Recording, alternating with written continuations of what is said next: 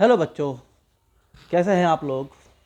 जिन बच्चों को फ्यूचर में जाके एमबीबीएस बनना है प्लस आईआईटी में इंजीनियर बनना है, वो लोग क्या करें, कॉन्सेप्ट को जब समझें तो इस बात का ध्यान रखें कि आपका पेपर जो है वो रट्टे मारने पे सोल्व नहीं होगा।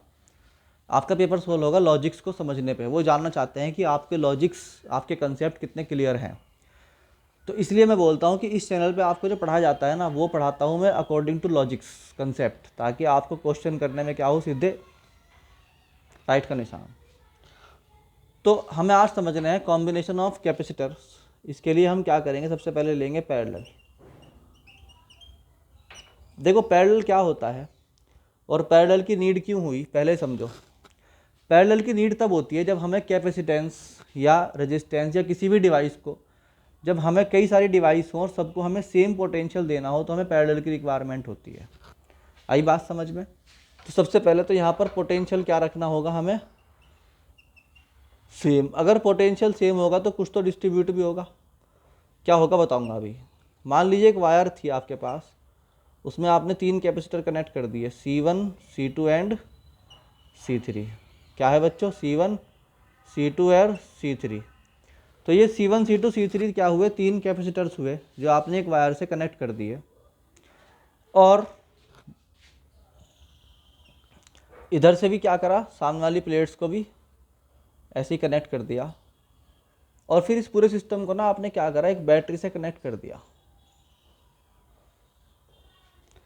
बात समझ में आई कि नहीं आई। आपने क्या करा, एक बैटरी से कनेक्ट कर दिया। तो वो जो बैटरी है ना, उसका पोटेंशियल है V, और उसमें 2 टर्मिनल हैं, एक तो पॉजिटिव टर्मिनल, एक नेगेटिव टर्मिनल।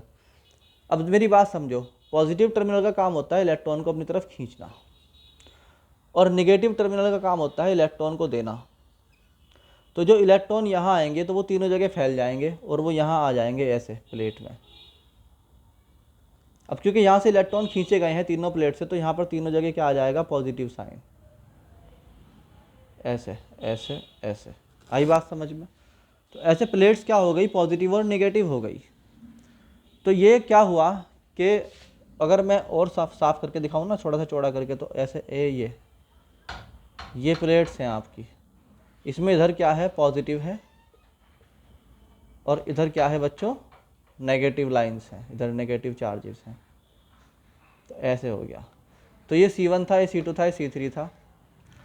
यहाँ पर क्या है, इसका पोटेंशियल। अब यहाँ पर देखो, यहाँ पर चार्ज मान लो Q1 आया, यहाँ पर Q2 आया और यहाँ पर Q3 आया, और पोटेंशियल तीनों जगह क्या रहेगा, कांस्टेंट रहेगा, क्योंकि हमने सेम पोटेंशियल के लिए तो कनेक्ट किया था ना इनको आपस में।